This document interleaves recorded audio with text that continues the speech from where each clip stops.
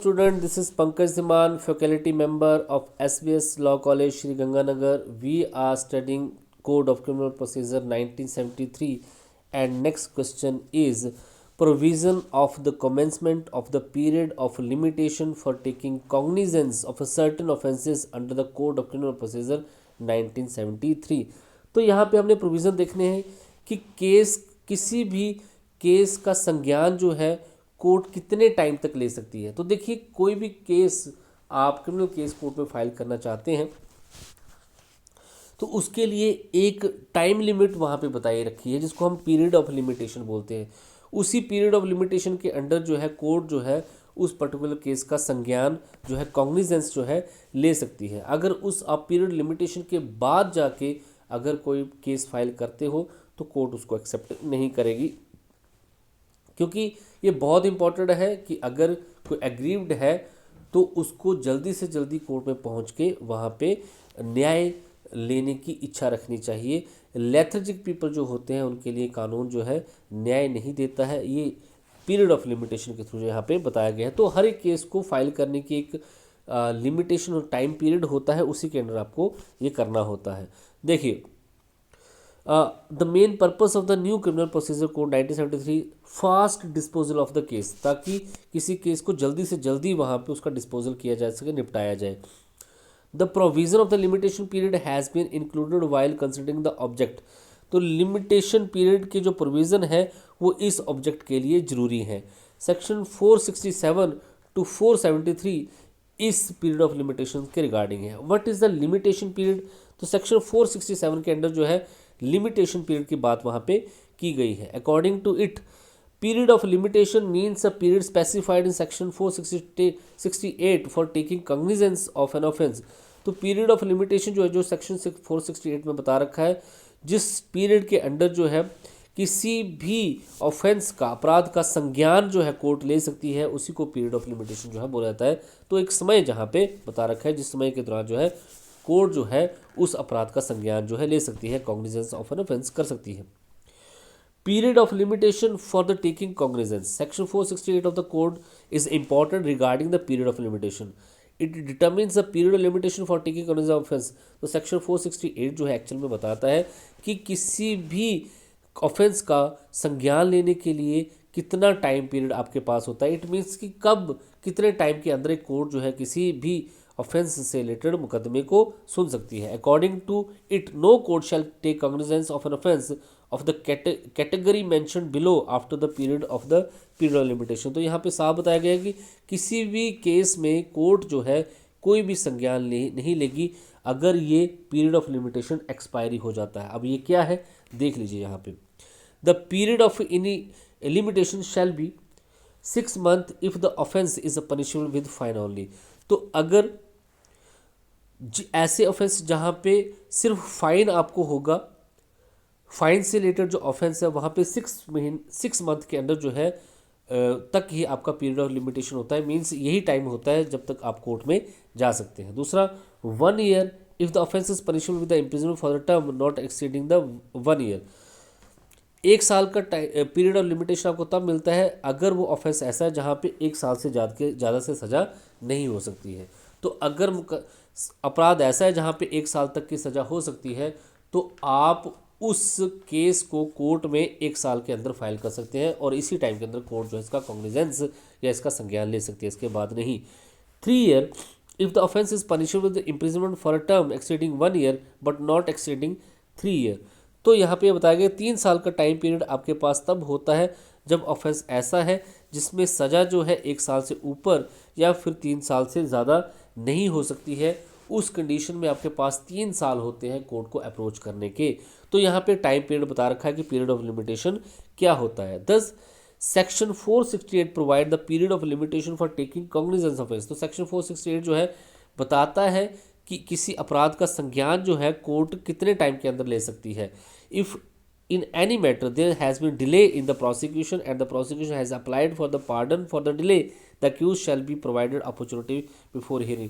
लेकिन फिर भी टाइम पीरियड तो यहाँ पे बता रखा है, लेकिन फिर भी प्रोसिक्यूशन अगर किसी केस में लेट स्टार्ट होती है और प्रोसिक्यूशन जो है वहाँ पे एप्लीकेशन लगाता है फॉर पार्डन कि यहाँ पे माफ़ किया जाए, तो फिर वहाँ पे प्रोसिक्यूशन और एक्यूज को एक अपॉर्चुनिटी दी जाएगी उसको बात के रखने की। इट मीन्स कि अगर वो टाइम पे नहीं है फिर भी कोर्ट जो है अगर डिले को एक्सेप्ट कर लेती है तो उसको मौका जो है कोर्ट में केस लगाने का मिल सकता है।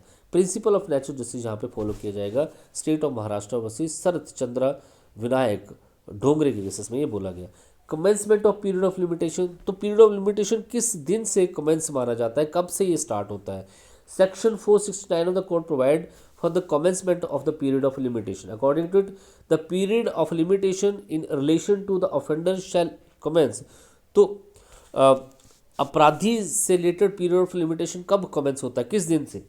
On the date of offence, जिस दिन ऑफेंस वो होता है उसी दिन से पीरियड ऑफ लिमिटेशन स्टार्ट हो जाता है। दूसरा, where the commission of an offence was not known to the person aggrieved by the offence or by any police officer the first day on which such offence comes to the knowledge or such person to any police officer whichever is earlier। तो अगर कोई अपराध हुआ है और ये अपराध किसने किया है, ना तो वो एग्रीड पार्टी को पता है और ना ही पुलिस ऑफिसर को पता है, तो जिस दिन वो अपराधी पकड़ा जाएगा या पुलिस ऑफिसर के नॉलेज में वो अपराधी आ जाएगा उसी दिन से आपका पीरियड ऑफ लिमिटेशन की कमेंसमेंट स्टार्ट हो जाएगी। मीन्स वो दिन आपका पहला दिन होगा जब आप केस लगा सकते हैं।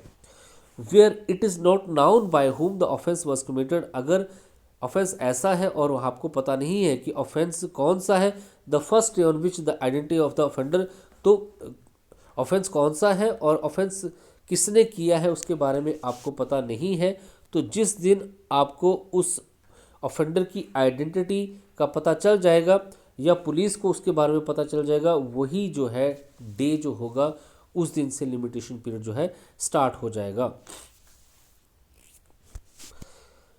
इन computing the set period the day from which such period is to be computed shall be excluded. तो बहुत इंपॉर्टेंट बात यहाँ पे बोलेगी, जब आप पीरियड और लिमिटेशन पीरियड को कंप्यूट कर रहे हैं तो वो दिन जिस दिन अपराध हुआ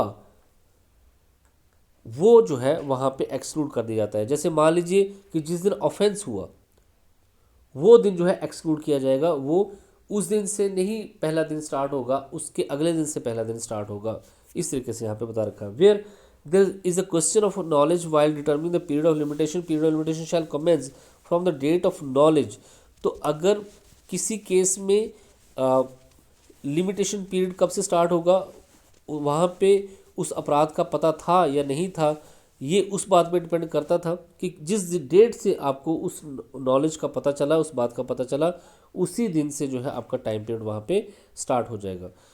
अब यहाँ पे आपने देख लिया कि commencement of period of limitation कब होता है। पहले आपने देखा कि कौन से ऑफेंस होंगे और किन ऑफेंसेस में आपको कितना टाइम पीरियड मिलेगा। दूसरे में आपने देखा कि आपका टाइम पीरियड स्टार्ट किस दिन से होता है, तो जिस दिन ऑफेंस हुआ उस दिन, जिस दिन अगर आपको ऑफेंस का पता नहीं है तो जिस दिन आपको ऑफेंस का पता चल गया उस दिन से, या फिर आपको जो है उस ऑफेंडर के बारे में पता नहीं है, जिस दिन आपको ऑफेंडर का पता चल गया वो दिन जो है पहला दिन होता है आपके पीरियड ऑफ लिमिटेशन का।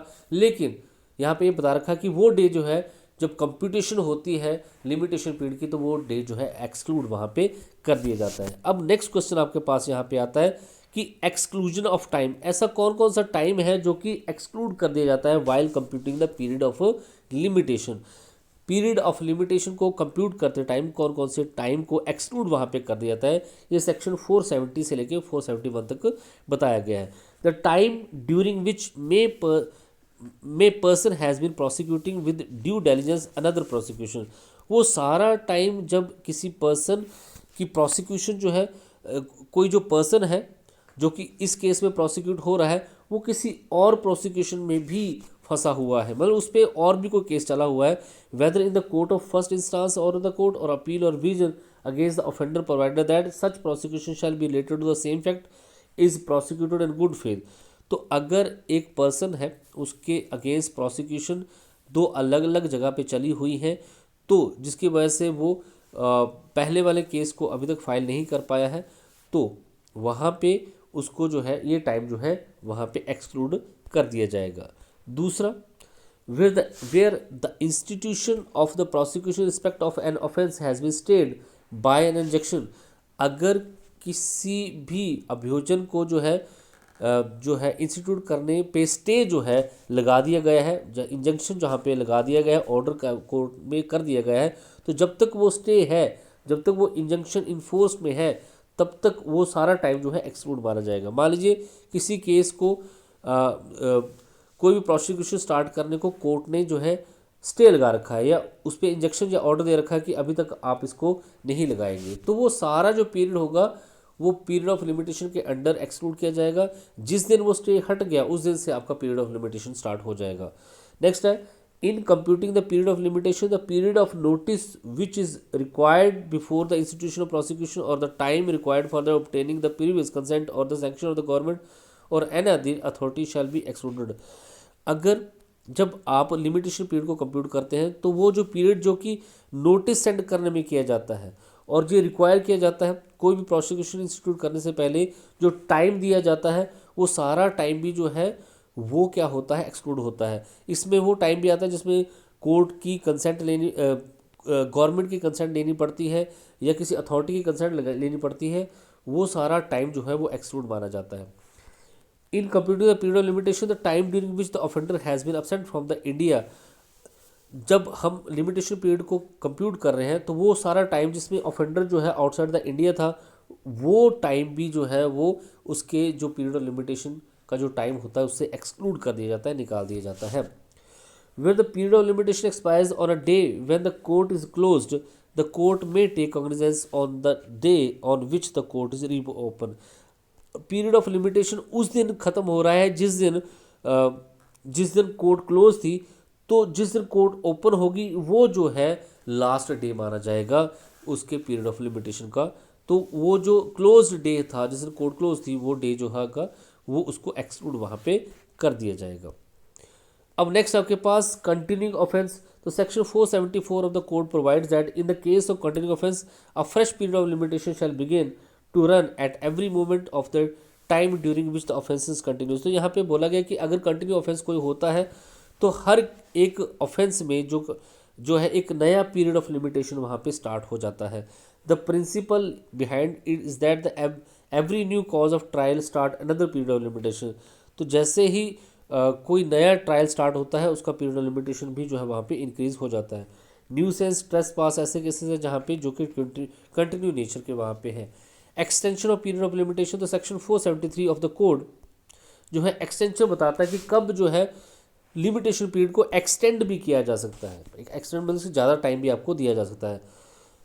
Under this code the court is empowered to increase the period of limitation, that means it has the power to take cognizance even after the expiry of period of limitation. तो यहाँ पे बहुत ही important बात लिखी है, आपने जो भी पीछे पढ़ा वहाँ पे आपने एक पीरियड देखा, टाइम देखा, और उस टाइम के दौरान ही जो है आप जो है कोर्ट में कोई केस फाइल कर सकते हैं। कोर्ट जो है किसी केस का कॉग्निजेंस वहाँ पे संज्ञान जो है ले सकती है, जैसे कि बताया। लेकिन एक्सटेंशन की बात करें तो ये बात साफ बताया गया कि कोर्ट जो है किसी भी मामले में उसके पास ये डिस्क्रिशनरी पावर है कि पीरियड ऑफ लिमिटेशन खत्म हो जाने के बाद भी वो किसी केस को एक्सेप्ट कर सकती है। मीन्स किसी भी केस का संज्ञान वो वहाँ पे ले सकती है, हालांकि पीरियड ऑफ लिमिटेशन भी वहाँ पे खत्म हो गया हो। Section 473 says that notwithstanding anything contained in the provision of the section 468 to 472, any court may take cognizance of an offence after the expiry of period of limitation। तो court जो है after the period of limitation जो है वो expire भी हो गया है, उसके बाद भी जो है किसी ऑफेंस का कॉग्निजेंस अपराध का संज्ञान ले सकती है if it is satisfied as the fact and in the circumstances of the case that the delay has been properly explained. अगर कोर्ट यहाँ पे सेटिस्फाई हो जाती है कि जो डिले का कारण था वो कोर्ट में अच्छे से एक्सप्लेन किया गया है कि क्या कारण था वहाँ पे। दूसरा, it is necessary so to do in the interest of justice, और ये जरूरी है, न्याय के हित में ये जरूरी है कि even the period of limitation expire भी हो गया हो, किसी केस को एक्सेप्ट करना, तो उस कंडीशन में कोर्ट ऐसा कर सकते हैं। तो सेक्शन 473 ये बोलता है कि क्लियर पावर देता है कोर्ट को कि ये कोर्ट के पास पावर है कि अगर पीरियड ऑफ लिमिटेशन एक्सपायर भी हो चुका है, कोर्ट को में केस करने का जो टाइम है वो ख़त्म भी हो चुका है, संज्ञान लेने का टाइम कोर्ट का ख़त्म भी हो चुका है, उसके बावजूद भी कोर्ट चाहे तो उस केस को एक्सेप्ट कर सकती है। ये आपको यहाँ पे बताया गया है। Thank you so much.